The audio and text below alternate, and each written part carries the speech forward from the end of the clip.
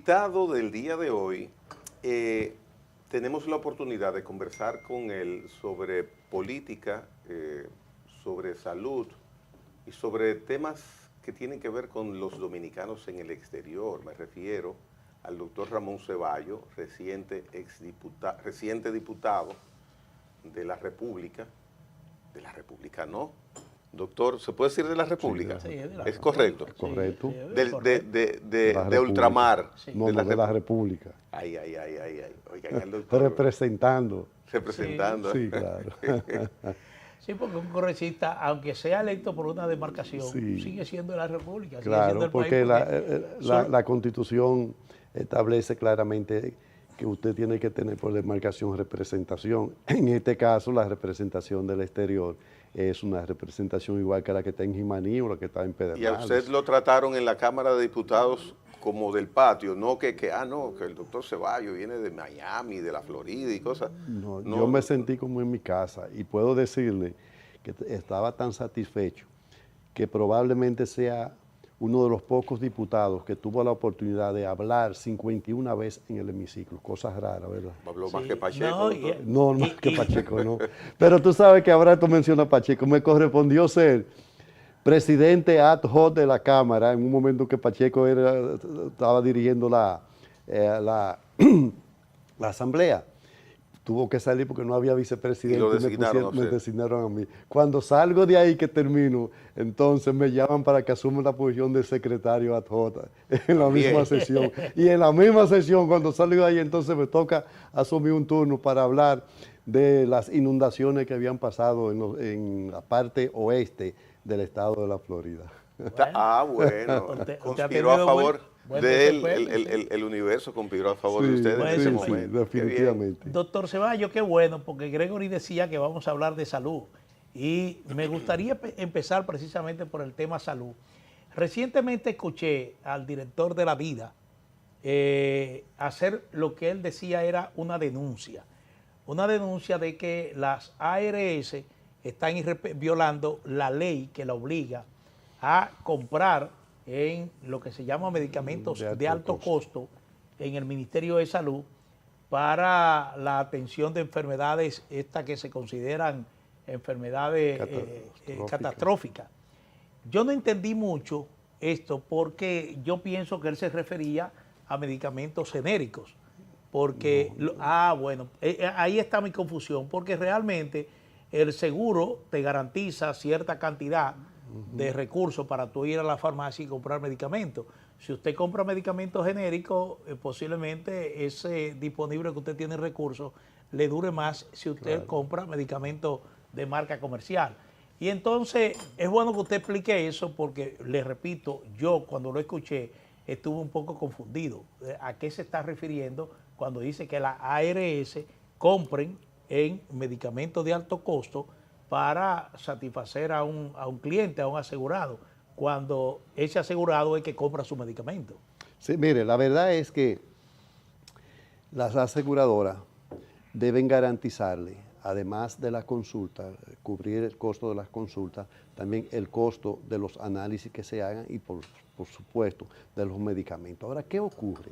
El Estado Dominicano, el gobierno, tiene una unidad que depende del Ministerio de Salud Pública y en coordinación con Promesecal, se han dedicado a comprar medicamentos de alto costo. ¿Qué son los medicamentos de alto costo? No son los genéricos, sino son aquellos medicamentos de marca que vienen específicamente para enfermedades catastróficas. De eso no hay medicamentos genéricos.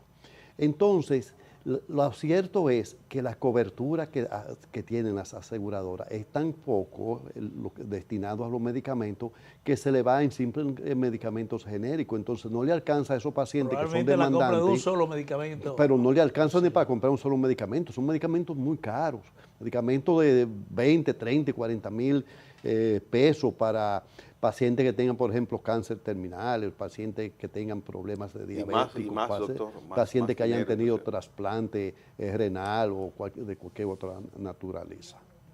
Entonces, ¿qué es lo que hace la ARS? La ARS lo compra en La medicamentos ARS y no se te lo compra facilita nada, la a ARS eso. no te compra nada de eso, no te facilita eso. Realmente Pero ¿por qué el la Estado, Superintendencia General de el la Estado Seguridad Social no dominicano, interviene, entonces? el Estado dominicano está sustentando esa parte que les corresponde precisamente a las ARS, porque las ARS son estructuras que realmente las controlan el poder Pero, económico doctor, de aquí, tengo muy entendido, ligada a las corporaciones bancarias, y a ella lo que le interesa son los negocios. que las ARS tienen un programa de medicamentos para enfermedades catastróficas. Sí, pero muy limitado, muy limitado, muy limitado. Bueno, lo dijo, acaba de decir Es lo que denunció el director de la DIF. este muchacho, Elías, ¿cómo es? Elías Elías Baez, Baez. que es Elías Baez. diputado, fuimos diputados juntos, al respecto, que ha venido, por cierto, haciendo, a mi entender, una labor mucho más visible He que la que escuchado tradicionalmente elogios se había. sobre la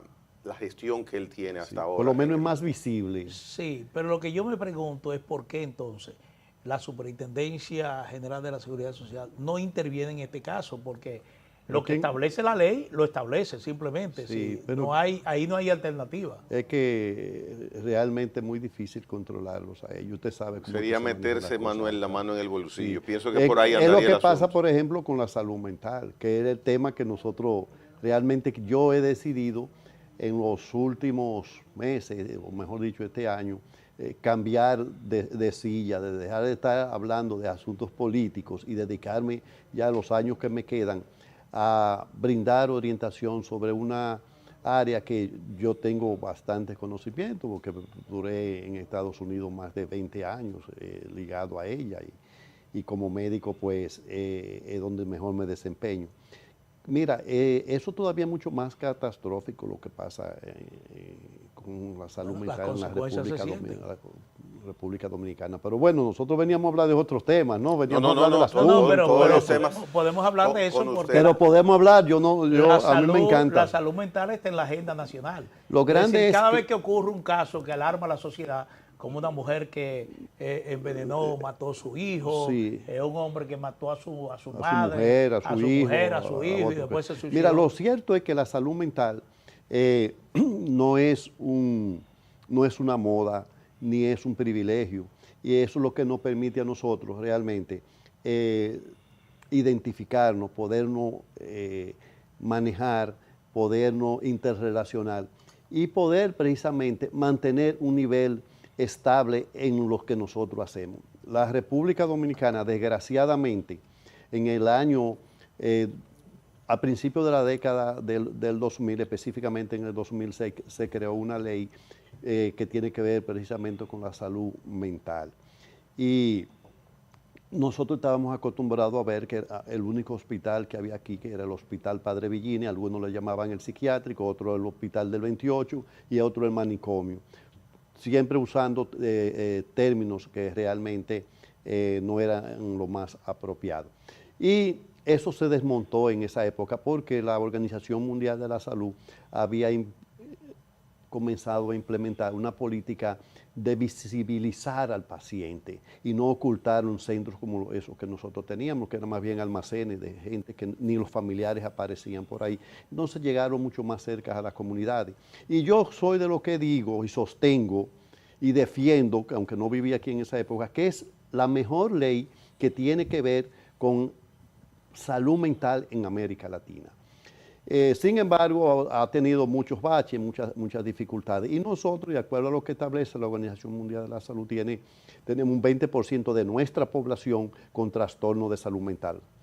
Eso significa que si tenemos una población en la República Dominicana de 11.5 millones de habitantes, nosotros tenemos 2.400.000 dominicanos y dominicanas que están en las calles con ese problema y que realmente no son atendidos. ¿Por qué no son atendidos? Porque mientras la propia Organización Mundial de la Salud dice que deben haber 10 psiquiatras por cada 100.000 habitantes, nosotros lo que tenemos son menos de 2 psiquiatras por cada 100.000 habitantes, porque tenemos apenas 210 psiquiatras en la República Dominicana. Pero el propio Consejo Nacional de Salud, Servicio Nacional de Salud, apenas tienen nombrado en los hospitales 425 terapeutas psicológico.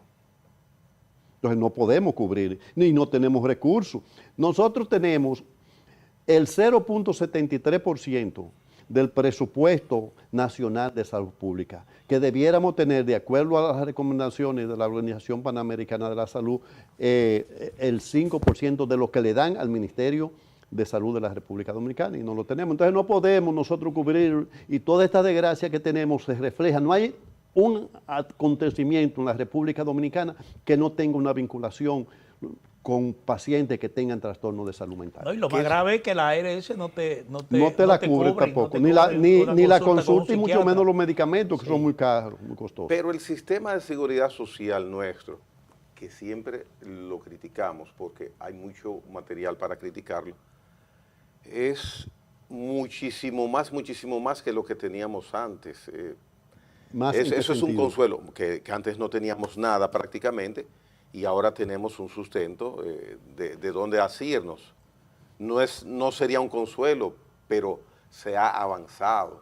Sí, mire que yo critico el sistema de salud. No, se ha avanzado, pero porque realmente avanzado. Si no teníamos nada y tenemos algo, pero recuérdate que esa propia ley que se creó de seguridad social, que es la 8701, debió revisarse a los 10 años, ya tenemos 24 años con esa ley, porque el problema aquí no es de leyes, el problema aquí es de una visión de Estado, de los que gobiernan, doctor, y realmente los que gobiernan aquí, en los últimos 20 años que se constituyó, se promulgó la ley 1206, que es la que tiene que ver con salud mental, le han dado el mismo tratamiento a ese renglón importante. O sea, no se le ha dado ninguna importancia. En los últimos 20 años que usted menciona, es al día de hoy. Tres gobiernos. Pero al día de hoy, ¿verdad? Sí, 3 gobiernos hemos tenido. El año que viene tendremos 20 años. Ok, muy bien. De esa ley, porque fue en el 2006. Su comentario. Y todos los esfuerzos que se han hecho por tratar de modificarla o reformarla. No, es que esa ley no hay que modificarla. No, la ley de salud mental no hay que modificarla. Lo que hay es proporcionar los recursos necesarios para poder realmente cubrir lo que esa ley establece. Pero eso le digo, es decir, Manuel, pasar al Código de Salud. Exactamente, pasar de que la seguridad social pase a cubrir lo que son los servicios psiquiátricos, los medicamentos, habría que modificar la ley. Pero si la seguridad social te cubre los problemas renales, los problemas de embarazo y los problemas cardiorrespiratorios, que son mucho menos que los problemas psiquiátricos, porque te estoy hablando del 20% de la población, ¿por qué no cubrir esa parte? Si es la parte que más genera tragedias en la República Dominicana. Por ejemplo, República Dominicana es el segundo país de América Latina y uno de los 5 países del mundo que más personas mueren por accidentes de tránsito. Mueren 29.6 por cada 100.000. Y tú sabes que el componente fundamental, la mayoría de los que mueren ahí, no es lo que dice la gente de Intran, que es por la chatarra de los carros, que la carretera está en mal. No, es porque el individuo que está conduciendo ese vehículo, cuando se presentan situaciones, no tiene la suficiente capacidad de que sus reflejos respondan, porque las enfermedades de salud mental tienen un componente que trabaja en la parte cognitiva del cerebro, que es la que te garantiza. Pero la violencia que nosotros tenemos, que es un país con un alto grado de violencia en América Latina, precisamente ¿de dónde vienen las razones? No solamente son sociales, que son un componente fundamental, pero los problemas sociales te generan a ti ansiedad, te generan depresión, te generan estrés. Entonces también hay un componente de salud mental ahí. Entonces usted ha dicho algo que nunca había escuchado a nadie decirlo. Los accidentes que tenemos catastróficos, ese nivel alto de muertes, parte de quienes conducen esos vehículos están afectados con problemas de salud mental. Definitivamente, sí. ¿Y cómo usted lo sabe? Por los estudios que se han hecho, los reportes que se han hecho en América Latina.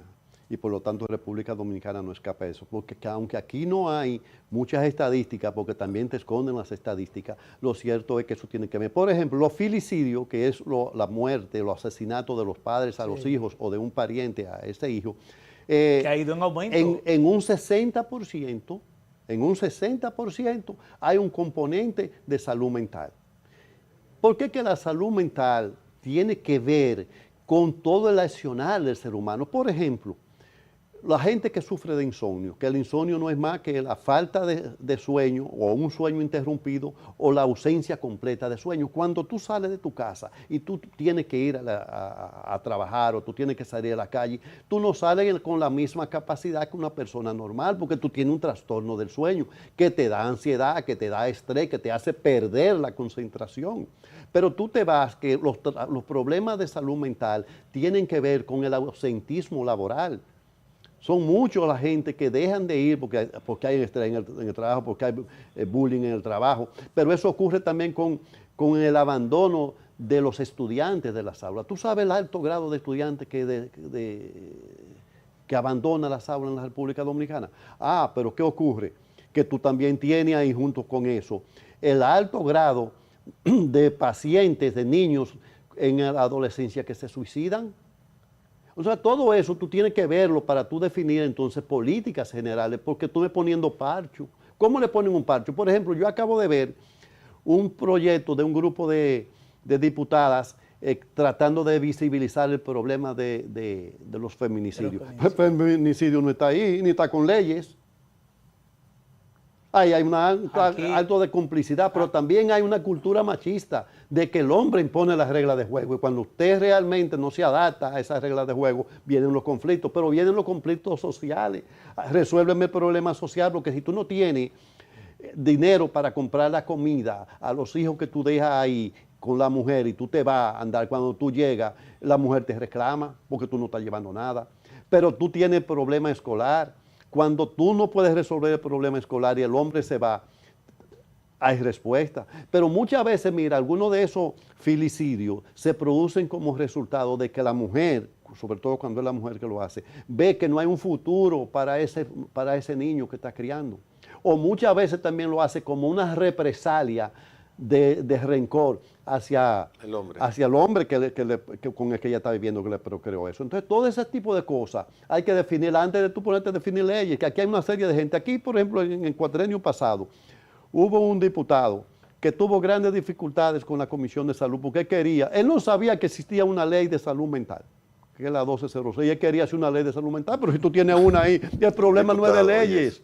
Como le dije el otro día al ministro de Salud Pública, el problema no es que tú te vayas al Senado de la República y lleve un proyecto de ley para enfrentar el problema de la salud mental. El problema es que tú asumas tu responsabilidad ahora, que están elaborando el presupuesto y ponga los recursos necesarios para atender las políticas públicas que define la ley de salud mental en la República Dominicana, que tú ahora seas capaz de ir al Congreso de la República Dominicana y decir, no, nosotros necesitamos que se modifique la ley de seguridad social para que las aseguradoras cubran el costo de las consultas de salud mental y cubran los medicamentos, porque esto no es un problema de leyes si las leyes están hechas. Doctor, nosotros planteamos aquí que todos los que están planteando ese grupo de diputadas que han presentado esa iniciativa como que sobra, como que no tiene sentido. No lo veo que da realmente en el clavo del asunto, pero me llama la atención que la consigna fundamental es déjala ir. Entonces, precisamente el problema está ahí, en que el hombre no la deja ir. No, hombre, no, ¿quién le ha dicho que no la deja? No. Eso es un número muy escaso. Sí, ahí que está. Pero el problema está en garantizar la seguridad. Pero mira una cosa. Ese nombre vende mediáticamente, vende mucho. Mira una cosa. En los últimos 15 años, que abarca los 3 gobiernos, y quiero decir que en este gobierno es donde menos, o sea, el índice más bajo hay de feminicidio, han asesinado 1.300 y pico de mujeres. ¿En qué periodo? En los últimos 15 años. Del 10 hasta ahora al 25, que son 15 años. Un número significativo. Nosotros hemos tenido aquí años como el 16 y el 17, que hubo 100 y pico de mujeres. Ahora, en estos 5 años han habido... ha oscilado entre 78 y 70. No, pero escúcheme, y es un número significativo, no estoy diciendo, no quiero justificar, porque no hay razones para eso. No, y todo eso ha ocurrido en un marco donde se ha endurecido, por ejemplo, la legislación penal y las penas que se están poniendo por violencia de género en los tribunales son penas bastante pero son selectivas. Sí, pero se imponen. ¿Tú sabes penas? cuántas denuncias hubo aquí el año pasado? 1000 y pico. ¿Pocas? Sí. ¿Tú sabes cuántos Porque casos, no todas se cuántos animan. casos se hicieron? Se judicializaron. El 6%. El 6%. El 6%.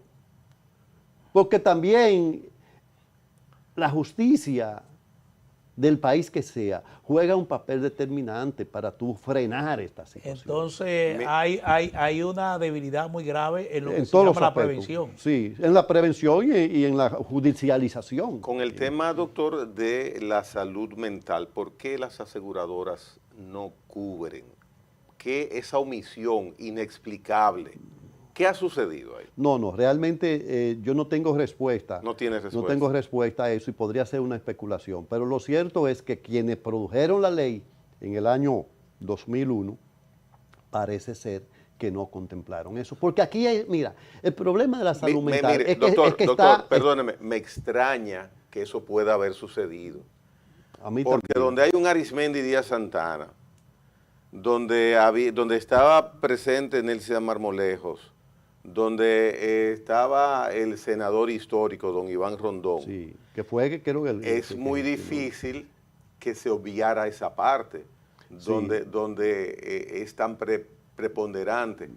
Le prometo o me prometo le digo a indagar usted, cuál es la razón sí, con el mismo don Arismendi. Sí, pero Voy a averiguar qué ha pasado. Le digo a ustedes y a los amigos Pero que puede siguen haber influido este una situación programa de costo. que lo cierto es que los trastornos de salud mental son un tabú en República Dominicana. Se minimizan en las escuelas y los que están llamados a tomar políticas públicas en ese sentido las olvidan. Esos son los resultados que hemos tenido nosotros. Entonces, yo no quiero juzgar el pasado. Yo creo que lo que hay que hacer es en el presente. Y ahora hay un Congreso que el Partido Revolucionario Moderno, que ha asumido una serie de políticas diferentes a resolver problemas del pasado, que apliquen esa ley, que estudien el proyecto de ley, que lo dejó concluido el doctor Agustín, que era el presidente de la Comisión de Seguridad Social, que hizo más de 20 vistas públicas. Y ahora ese proyecto está en manos del vocero del Partido de la Fuerza del Pueblo, mi amigo Rafael Castillo, un hombre con conocimiento y con buena voluntad, que preparen ese anteproyecto y realmente lo sometan, porque el pueblo está demandando una responsabilidad del Estado ante esta situación que realmente se ha salido de las manos al Estado dominicano. Doctor Pero Ramón no es Ceballos, una... perdón Manuel, tengo en línea al doctor Ramón Ceballos, a don Arismendi Díaz Santana. Le voy a preguntar le voy a hacer la misma pregunta que a usted le hice.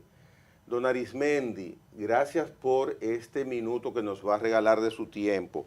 ¿Por qué las aseguradoras de salud en República Dominicana y la Ley de Seguridad Social no prevén que estén cubiertos los costos, por lo menos de la consulta, de pacientes de salud mental en República Dominicana?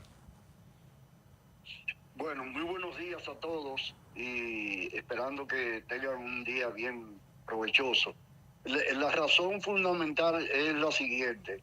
En primer lugar, las administradoras de riesgo de salud no son las que establecen nada en absoluto en la seguridad social. Son simplemente aseguradoras en función de las resoluciones que el Consejo Nacional de Seguridad Social dicte, por ejemplo, en este caso, en cuanto al catálogo de prestaciones y al catálogo de medicamentos. De modo que esa responsabilidad no corresponde a ellos. Digamos que en principio a la CISARRIL y en final al Consejo Nacional de Seguridad Social. Ahora bien, cuando se estableció el plan de servicio de salud, que es, como yo he señalado, una caricatura de lo que la ley plantea, que es el plan básico de salud, hace 24 años cuando se estableció, el problema de la salud mental no era tan agobiante y tan importante como lo es en este momento. Y esa responsabilidad correspondió al doctor Bernardo de Filló, que era entonces el primer superintendente de salud y riesgos laborales.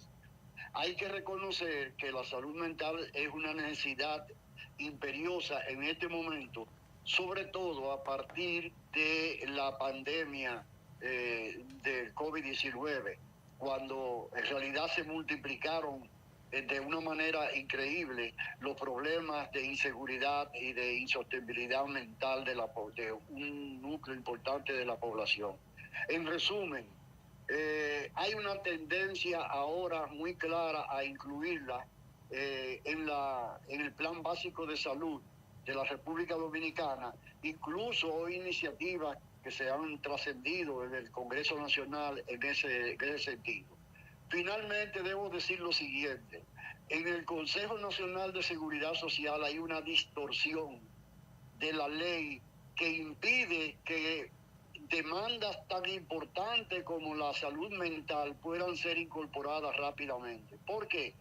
Porque hay recursos del Plan Básico de Salud que se están destinando a la atención por accidente de tránsito, que está prohibido en la ley porque eso tiene que provenir de otros fondos, y que esos recursos que pasan de 3.000 millones de pesos al año deben ser dedicados a atender demandas como esa naturaleza.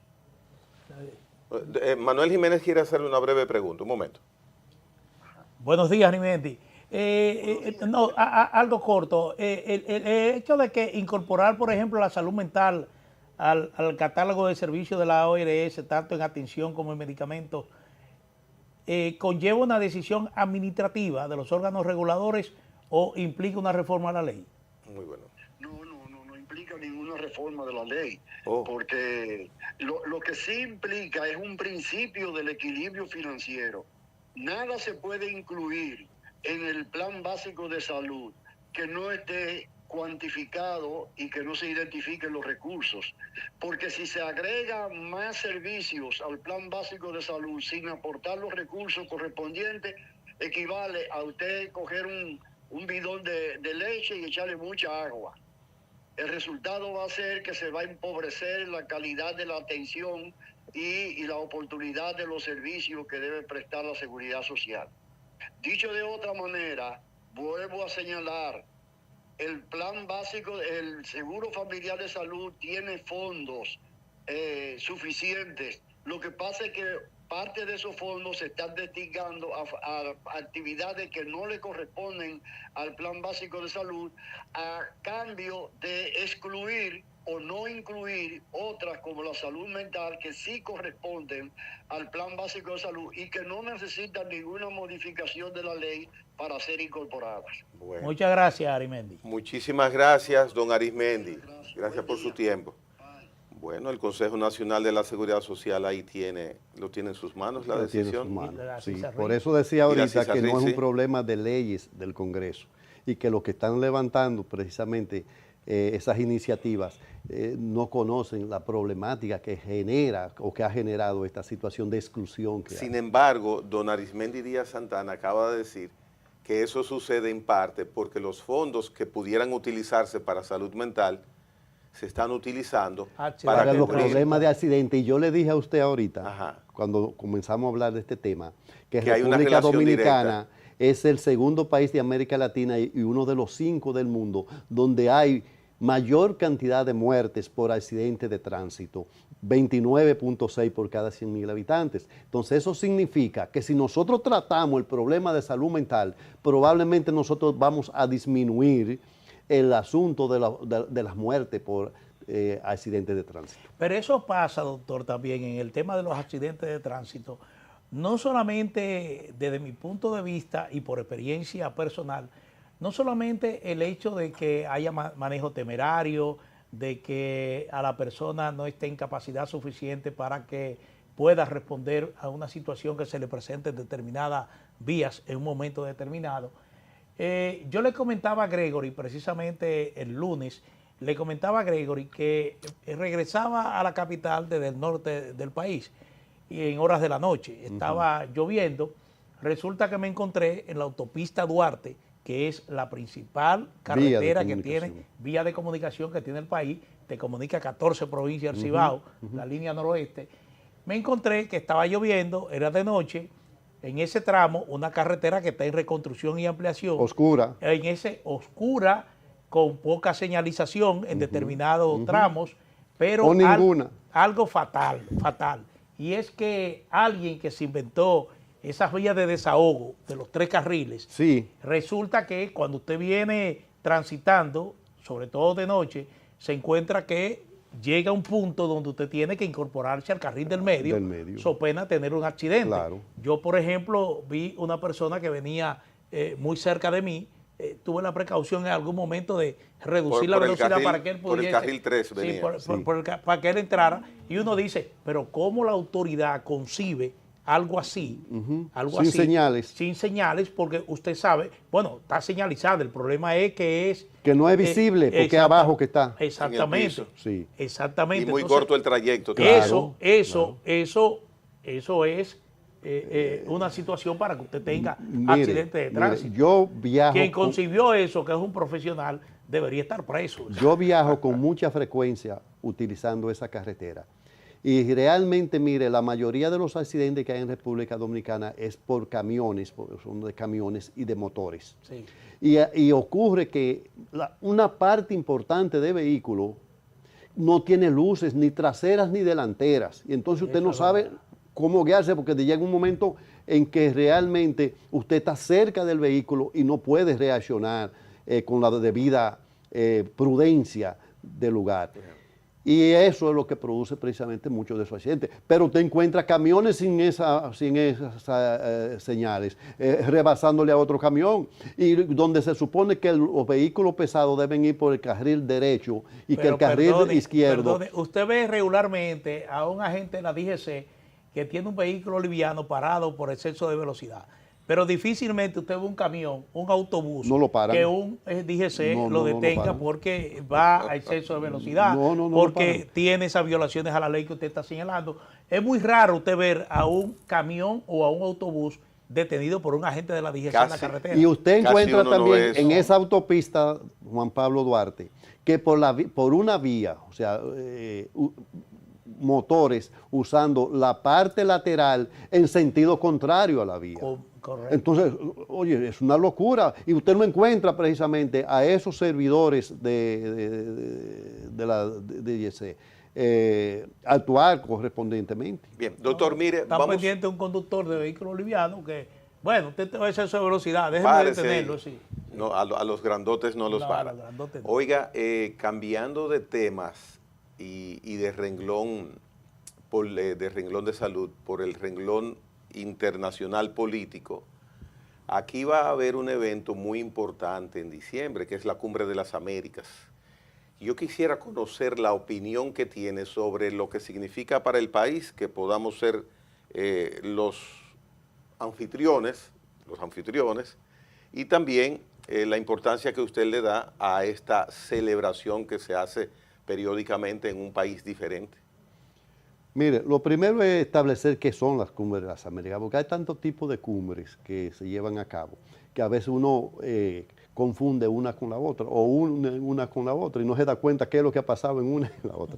Lo cierto es que la Cumbre de las Américas fue una iniciativa impulsada por los Estados Unidos, y que la primera se llevó a cabo precisamente en el año 1994 en la ciudad de Miami, que es una de las principales ciudades del estado de la Florida. En esa cumbre se buscaba precisamente establecer una integración hemisférica en base a preceptos democráticos y preceptos económicos, bajo un espíritu de colaboración y de comprensión de los países de América Latina. Esa cumbre fue muy importante porque entre las cosas que se definieron en esa cumbre de Miami fue precisamente establecer lo que se conoce como el ALCA. El ALCA es el Área de Libre Comercio de las Américas, establecer eso, donde las exenciones de impuestos y todo ese tipo de cosas, el intercambio comercial, como después se hicieron en algunos lugares. Pero ese fue el punto de partida. Ese fue el punto de partida original, el punto de partida original. Eso trajo como resultado que en la cuarta cumbre que se celebró en Mar del Plata en el año 2005, un grupo de presidentes de América Latina encabezado por Néstor Kirchner, por Ignacio Lula da Silva y por el presidente Hugo Chávez de Venezuela, entre otros, aprovecharon esa cumbre para denunciar el intercambio desigual que económicamente se estaba llevando a cabo, donde ellos denunciaron y presentaron pruebas concretas en el sentido de que no era más que la aplicación de las políticas neoliberales que se habían llevado a cabo, se estaban llevando a cabo en los Estados Unidos, y que indudablemente era la forma de traer un nuevo neocolonialismo a América Latina. Estaban criticando al dueño del evento. Definitivamente, definitivamente. Entonces, hasta ahí las cumbres se llevaron a cabo en función de prevalecer el tema económico. Se rompió la tasa en ese momento y por primera vez América Latina pudo pararse con una voz mucho más sólida, mucho más fuerte frente a Estados Unidos. Entonces, la segunda cumbre, esta va a ser la número 10, la que se va a celebrar en la República Dominicana. La segunda cumbre se celebró en Santiago de Chile. Fue una cumbre que pasó sin pena ni gloria, que no se recuerda. Pero viene la tercera cumbre, que la tercera cumbre se lleva a cabo en el año 2001 y es en la ciudad de Quebec. En esta, aunque el problema todavía económico prevalecía, se integraron otros componentes. Y quizás en esa época era el más importante. ¿Ustedes saben cuál? Es la carta, la famosa Carta Democrática Interamericana. Y que estuvo matizada por mucha violencia también sí. Yo estuve presente. Todavía mucho mejor para que tú puedas realmente servir de soporte a esto. Entonces, en esa Carta Democrática se concibió para establecer un espacio democrático en las Américas, porque las Américas son 35 países, incluyendo a Estados Unidos y Canadá, y todos los que están en los 12 que estamos en el Caribe. Entonces, de esos 35, apenas 34 participaron porque Cuba estaba expulsada y aunque la habían reintegrado, decidió no participar.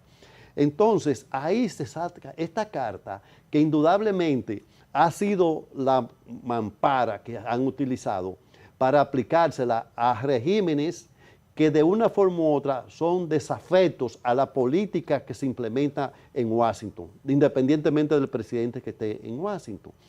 Y lo cierto es que entonces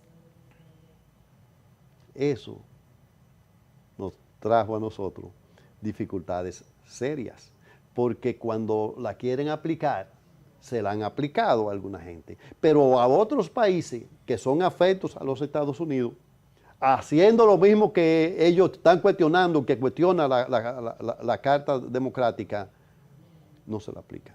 Entonces es totalmente discriminada. Entonces, otra cumbre que trajo algunos resultados. Entonces, a partir de ahí, del enfrentamiento de la cumbre de Mar del Plata, se enfocaron, dejando la parte económica, se enfocaron en un aspecto fundamental, que era el social, el de la inmigración y el de medio ambiente. Y nada más se hablaba de eso. Un discurso, pero no más de ahí. La última cumbre que se celebró en Los Ángeles, California, que fue en el año 2022, frente al cuestionamiento que venía en la retórica de las cumbres anteriores, que las decisiones eran muy bien plasmadas, pero que más bien eran espacio para el laboratorismo de las cancillerías diplomático. En esa se enfocaron en aspectos fundamentales, que fue la de la inmigración y la protección a la inmigración. ¿Qué resultado hemos tenido nosotros? Si ahora se está aplicando una política de inmigración realmente sumamente desfavorable para América Latina.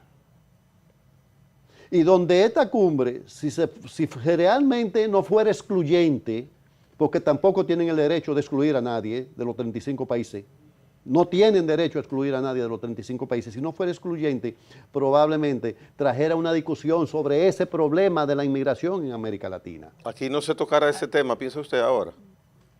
Yo no creo que se vaya a tocar. La agenda no se conoce todavía, pero... Ahora bien, déjeme decirle, esta parte, porque vi una discusión en el día de ayer o antes de ayer, donde el presidente del PRD hacía un planteamiento.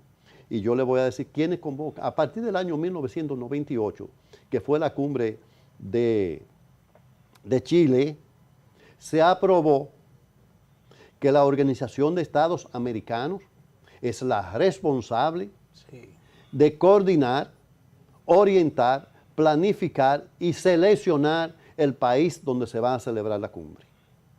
Eso trajo como resultado la modificación del reglamento de la Organización de Estados Americanos y creó la Secretaría de Cumbres, que es la que hace esas funciones que yo estoy acabando de decirle. Sí, el señalamiento que usted hace es correcto, eso es verdad. Pero mire, bueno, sin pasar, porque no tengo ningún tipo de objeción, yo estuve participando ¿como observador gran o parte, como? no, como periodista, sí, en gran parte de esas cumbres que usted ha señalado, la cumbre de las Américas. Pero lo que quiero señalar es el momento presente. Esta cumbre se celebra en un escenario completamente distinto. Es decir, se celebra en un escenario donde usted tiene, por ejemplo, la política de aranceles del presidente Trump, que de una u otra manera está golpeando lo que son el intercambio comercial de la región con Estados Unidos. Estamos hablando de una situación nueva que se genera en términos migratorios, en términos de migración. Estamos hablando de una situación de tensión que se genera por la presencia de Estados Unidos en el Caribe, combatiendo el narcotráfico, pero que eso genera tensiones en algunos países. Y estamos hablando precisamente en un tema de exclusión, en un tema donde hay 3 países que no fueron invitados a esta cumbre. Y hay otros que no anunciaron ya que no van a venir. Exactamente, y ya hay otros que como consecuencia de esa decisión dicen que no van a venir. Hasta ahora se ha hablado de México y Colombia, pero hay informaciones de que hay islitas del Caribe que tampoco... Y países mucho más fuertes, como Brasil. Habría que ver qué hace Brasil. Lo de Brasil todavía... Sí, pero el problema... No sé mire, yo estoy de Lula acuerdo... estaría en disposición de ausentarse en una cumbre donde probablemente esté el presidente Trump.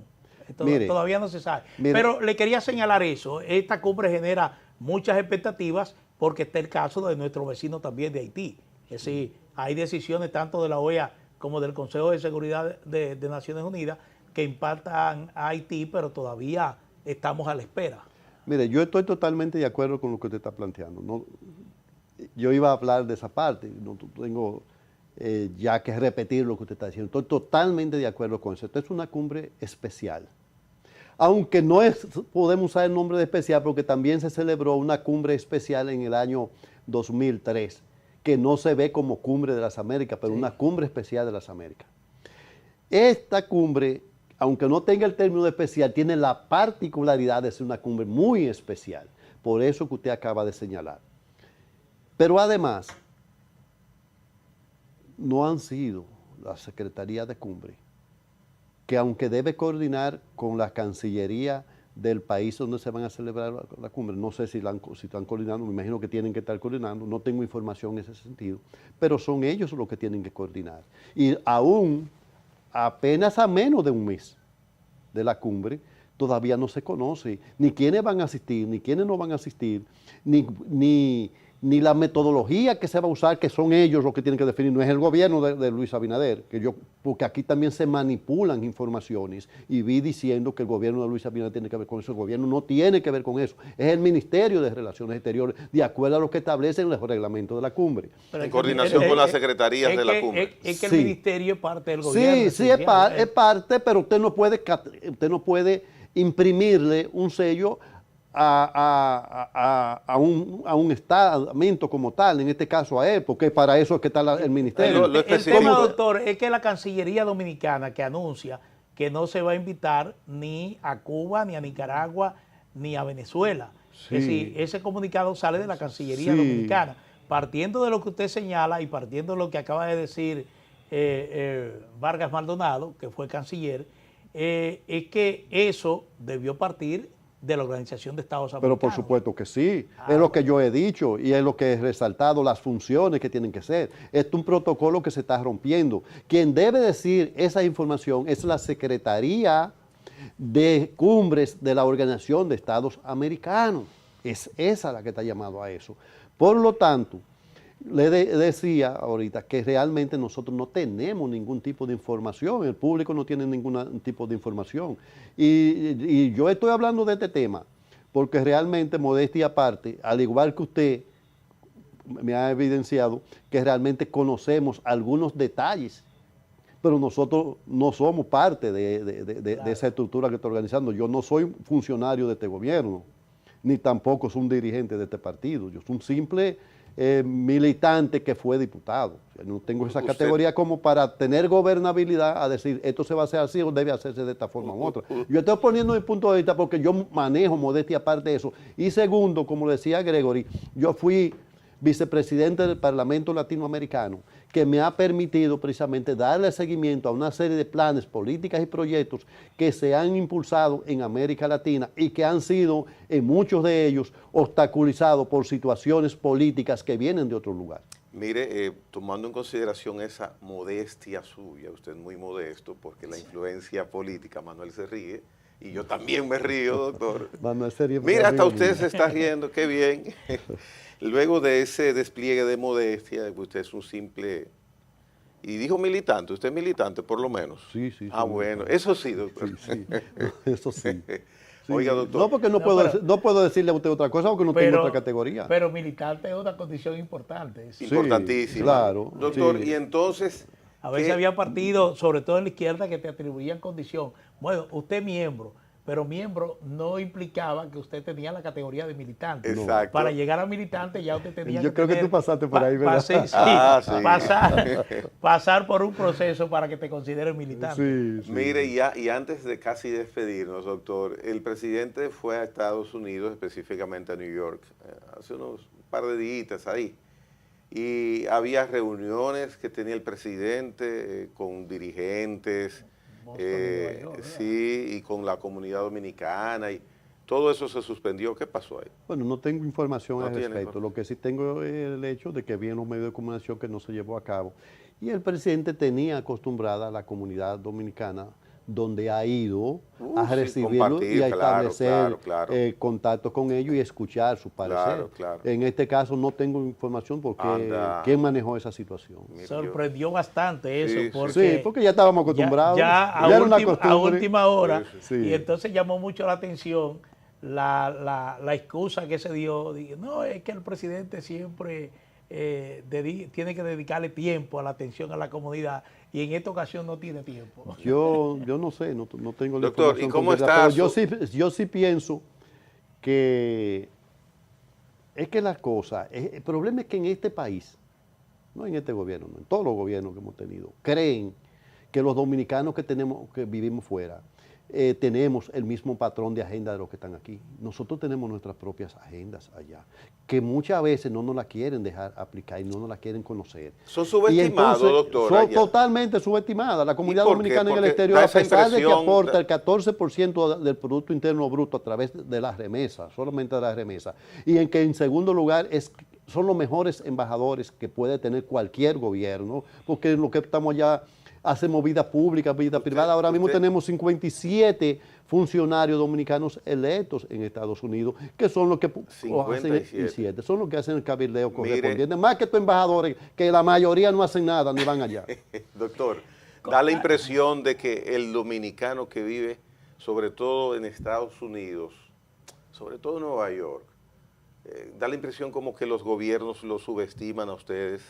Sí, no solamente los que viven en Nueva York, todos. Lo que pasa es que en Nueva York vive 1.200.000 dominicanos y dominicanas, y donde la comunidad dominicana tiene una magnitud tal que hasta el presidente Obama en un momento determinado hizo una proclama y la envió en una de de los grandes desfiles que se hacen allá, reconociendo los aportes culturales a los Estados Unidos que ha hecho esta comunidad dominicana. Pero además nosotros somos una potencia económica, somos una potencia beisbolera, somos una potencia cultural en los Estados Unidos, somos una potencia en el transporte. Allá hay ciudades que el transporte lo controlan los dominicanos y dominicanas. Mire, finalmente de mi parte, den una pincelada ahí a ver qué usted cree de las elecciones para la alcaldía en Nueva York y cómo se están inclinando los dominicanos. Mire, lo cierto es que me gustaría venir a hacer un programa de eso, porque ya no vamos. Pero mire, ya no va a haber casi tiempo, porque las elecciones son en unos días. Bueno, 16 o 15 días. Lo cierto es que el Partido Demócrata debe dejar de seguir cubriéndose bajo la sombra de una posición supuestamente liberal que representaba, que en la práctica no se correspondía. Y cuando el establishment del Partido Demócrata tiene a Cuomo como su candidato, sorpresivamente Bernie Sanders y la representante esta que hay allá. Sí, la Ocasio-Cortez. A la izquierda. Exactamente. Asumieron su presencia activa en Nueva York.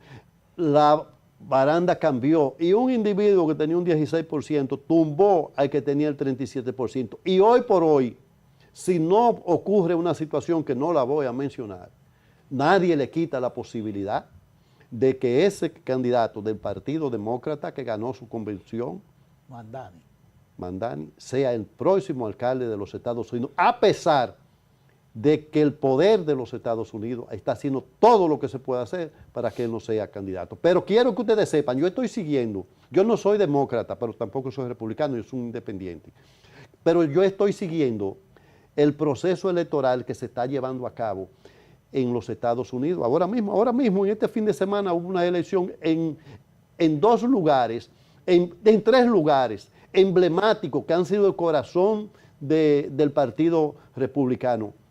Uno en Alaska, que de los 3 representantes federales, el Partido Demócrata ganó 1. Una en Alabama, que nunca había ganado un demócrata nada ahí, ganó la alcaldía de la ciudad. Bueno, y otra en otro estado del sur ahí. Eso ha traído como resultado que utilizando el poder, el estado de Texas, que ha sido un estado también históricamente republicano, la composición iba a cambiar. Y ustedes saben qué tuvieron que hacer, que incluso llevándose preso y multando a representantes estatales, modificaron el mapa político. Lo que se quiere hacer también en California. Para que no salga ningún demócrata en ese proceso. Y lo más seguro es que como va este proceso, van a quedar de ridículo. La respuesta debió haberla dado de una vez California, que California es quien realmente, ahora junto a Chicago, que si ustedes observan lo que pasó el fin de semana en Chicago, sí, pero lo que pasó en Chicago es algo sin precedente en los Estados Unidos. Y fue el hecho de que tanto el gobernador como el alcalde de la ciudad de Chicago, el gobernador de Illinois, como el alcalde de Chicago, pronunciaron unos discursos que fueron sorprendentes, al extremo que trazan la línea de que los representantes de ICE que fueran allá no le abrían ni la puerta para que pudieran comer en los restaurantes. No les sirvieran. O sea, algo sin precedente. No dude usted que el año que viene, en noviembre, dentro de un año, el 75% del Congreso de los Estados Unidos sea contrario al Partido Republicano. Yo estoy en esa línea.